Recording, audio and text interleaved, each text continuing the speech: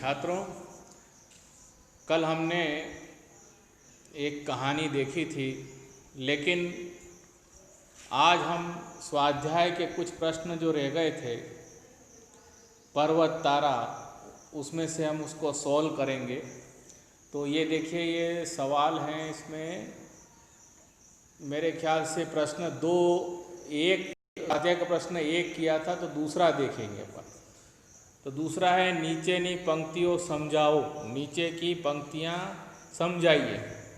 राड़ त्राड़नी लाड़नी साथे मोर पिछनो सूर। तो पहली पंक्तियों में लिखना है, गुजराती में आपको समझाना, इस तरह से लिखो। कवि पर्वत तारा काव्यમાં प्रार्थना करता कहे छे कि हे प्रभु, તમારે જે તમે પ્રકૃતિની રચના કરી છે તેમાં રાડ પણ છે, એટલે કે અવાજ પણ છે, ત્રાડ એટલે ગર્જના પણ છે, અને લાડની સાથે મોર પીછનો સૂર છે। અને ક્યાંક તમે ડરાવો છો, ગર્જના કરો છો, રાડ નખાવો છો, તો ક્યાંક મોર પીછનો સૂર પણ છે, એટલે કે મોરની સુંદરતા, મોર પંખની સુંદરતાની સાથે તેનો અવાજ પણ છે, જે મોરનો મધુર અવાજ હોય છે। સંતા કુકડી રમતો રમતો રહે નજીક ને दूर। हे प्रभु, आम तमे संता कुकड़ी रमता रमता, मैंने बताया था संता कुकड़ी यानी छुपा छाई का खेल। तो प्रभु, आप हमसे छुपा छाई का खेल खेलते हुए कभी हमारे पास आते हो तो कभी दूर जाते हो। तो गुजराती में इस तरह से लिखेंगे कि संता कुकड़ी तमे रमत रमो छो अने क्यारेक अमारे नज़दीक आवो छो तो क्यारेक अमाराथी दूर निकली जाओ छो। तो आम आपणे आ पंक्ति भगवाननी प्रार्थना करता तेमना प्रकृतिना विविध तत्वों विषे आपणे जाण्युं। हवे आगळ जईए। नीचेनी आपेली काव्य पंक्तिओं पूर्ण करो। नीचे दी हुई काव्य पंक्तियों को पूर्ण करो। तू तरणानो, वहाँ से लेके आपको आ गया भमरा। अच्छा, मैंने बता रहा, एक बार मैं भूल गया था पिछली बार। आ गया यानी जुगनू, और उसमें एक शब्द आया था तमरा। तो तमरा यानी होता है, तमरा यानी, फिर भूल गया मैं बाद में बता दूंगा।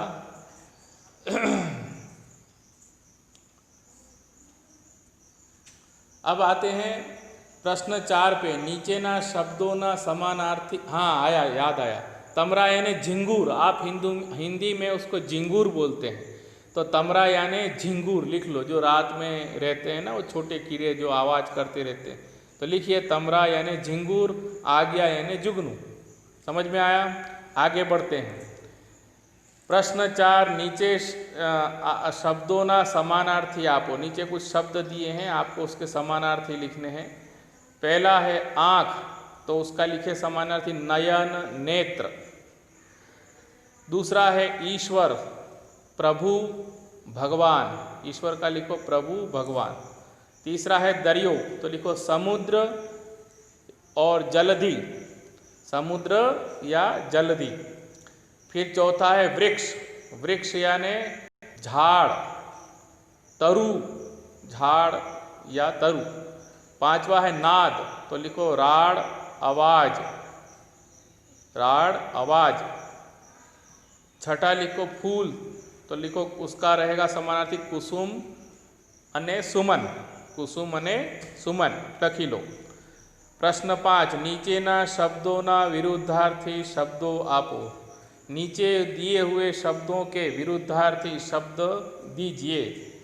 तो लखो पહોળું यानी लखो विस्तृत, पહોળું यानी विस्तृत। दूसरा विशाल यानी लिखो मोटू। तीसरा है नजीक, मैंने यहाँ थोड़ी सी गलती करी है, मैंने समानार्थी दे रहा हूँ, तो उसका विरोधार्थी देखना। फिर से लिखो पહોળું यानी लांबू, पહોળું का विरोधार्थी होगा लांबू, या सांकड़ू लिख लो। पહોળું का लिखो सांकड़ू।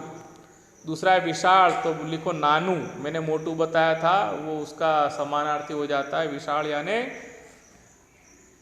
नानू। फिर नजीक विरोधार्थी है, तो एनु दूर आपो, नजीकनु दूर।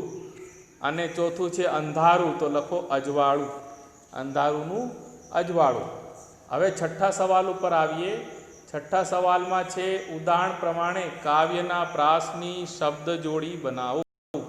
उदाहरण प्रमाण जैसे वात रड़ियात, तो वात रड़ियात है तो हम काव्य में देखते हैं ऐसे प्रास जिसमें आप कहते हो ना राइम स्कीम वाले, है ना, जैसे आँख तो क्यांक, वात रड़ियात, नाद सोगात, तमरा भमरा, सूर दूर, वहे और कहे.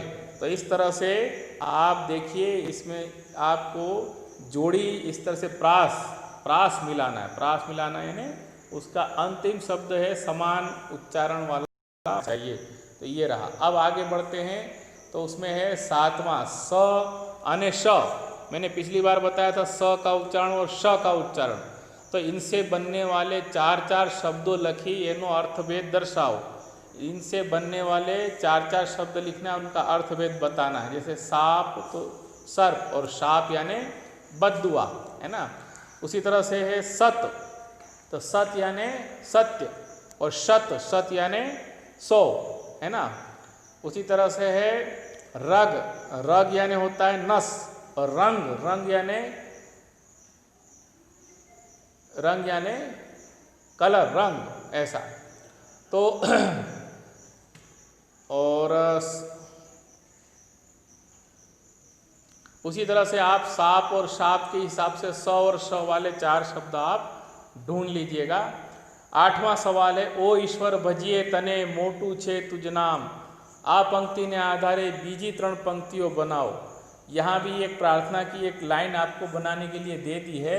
तो उसमें है ओ ईश्वर भजिए तने, हे ईश्वर हम आपको भजन करते हैं, आपको कीर्तन करते हैं, पूजते हैं. मोटू छे तुझ नाम, तेरा नाम बहुत बड़ा है. तो उसके जैसी ही या तो उससे आगे बढ़ाते हुए आपको 3-4 पंक्तियाँ लिखनी है. तो यहाँ ये 8वां सवाल भी होता है. अब प्रवृत्ति में क्या करना है, आपकी दूसरी कॉपी जो है वो प्रवृत्ति की है. प्रवृत्ति में आप क्या करेंगे, तो दैनिक पत्र यानी वर्तमान पत्र, डेली न्यूज़पेपर जो आता है वो, मुख पत्रों अने सामयिक यानी मैगजीन माथी कुदरती सौंदर्यना चित्रों एकठा करी संग्रह पोथी बनाओ. इसमें तो ये बताया है कि आपको पूरी एक अलग संग्रह पोथी बनाना है, संग्रह करके एक उसकी पुस्तिका बनानी. लेकिन हम प्रवृत्ति में इतना सारा नहीं कर सकते. तो क्या करेंगे, आप एक चित्र वर्तमान पत्र यानी कि डेली न्यूज़पेपर में से एक अच्छा कुदरती सौंदर्य वाला प्राकृतिक दृश्य जो है उसके वाला एक चित्र काट लीजिए. और एक मैगजीन में से जहाँ से आपको कोई नदी, पहाड़, सूर्य इत्यादि, झरने, पशु पक्षी दिखते हों, ऐसे चित्र काट करके आप प्रवृत्ति की कॉपी में बनाकर आप उसमें चिपका दीजिएगा. ठीक है. तो ये आपका ये यहाँ समाप्त होता है. अब कल हमने पढ़ाया था मेहनत नो रोटलो. तो उसमें हमने देखा था कि ये मोची के पास साधु बाबा जाते हैं और हैं कि हमें एक ये जूते सिल दो. तो उसने कहा कितना लगेगा, तो बोले 1.5 रुपया. तो उसने कहा, आश्चर्य हुआ कि सब तो 2 बोलते हैं, आपने 1.5 बोला, तो आप लोगे कितना? बोले मैंने जितना कहा उतना ही मैं लूँगा. तो बोले मैं कब आऊँ? तो बोले परसों मुझे जाना है बाहर, तो मुझे परसों दे दोगे? बोले हाँ परसों आ जाना. तो भी वो साधु को मोची के वायदे पर विश्वास नहीं हुआ. तो उसने क्या किया, फिर आगे देखते हैं. बीजा दिवसे वड़ी एने मोची ने त्या आटो मार्यो. दूसरे दिन फिर उसने मोची के यहाँ आटो मार्यो. आटो यानी क्या लिखूं? आटो यानी चक्कर काटना. आटो.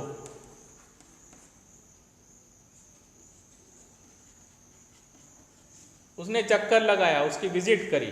ठीक है. तो दूसरे दिन वो वहाँ फिर से गया. आटो मार्यो मतलब चक्कर लगाया. मोची ने पूछ्यू, मोची भगत केटले आव्यू आपणू काम. अरे मोची भगत अपना काम कहाँ तक पहुँचा? केटले आव्यू आपणू काम मतलब कि कहाँ तक आया अपना काम, कहाँ तक पहुँचा, हो गया? मोचीए कहूँ बेफिक्र रहो महाराज. मोची ने कहा बेफिक्र रहो महाराज, वायदो नहीं चूकूँ, मैं आपका वादा नहीं चूकूँगा. छताएं साधु ने शांति न वड़ी. फिर भी, छताएं यानी लिखो फिर भी, छताय यानी फिर भी, फिर भी मोची को साधु को शांति न हुई। अब आप बताओ यहाँ ऐसे गुण किस में होना चाहिए, मोची में होना चाहिए या साधु में होना चाहिए? तो यहाँ जो था वो जो साधु का जो स्वभाव था वो सामान्य व्यक्ति का था, है ना, उसको शांति नहीं हो रही जैसे। लेकिन साधु महात्मा तो ऐसे होते हैं, बड़े शांति वाले होते हैं। देखते हैं आगे क्या होता है। ત્રીજે દિવસે સવારમાં વળી साधु ने विचार આવ્યો। तीसरे दिन साधु को फिर से मन में विचार आया, लाओ ने जरा मोची ने त्या आटो मारूं। उसने बैठे बैठे सोचा, बोले लाओ जरा मैं मोची के यहाँ चक्कर काटता हूँ। बोले मैं आज जाता हूँ फिर से, है ना।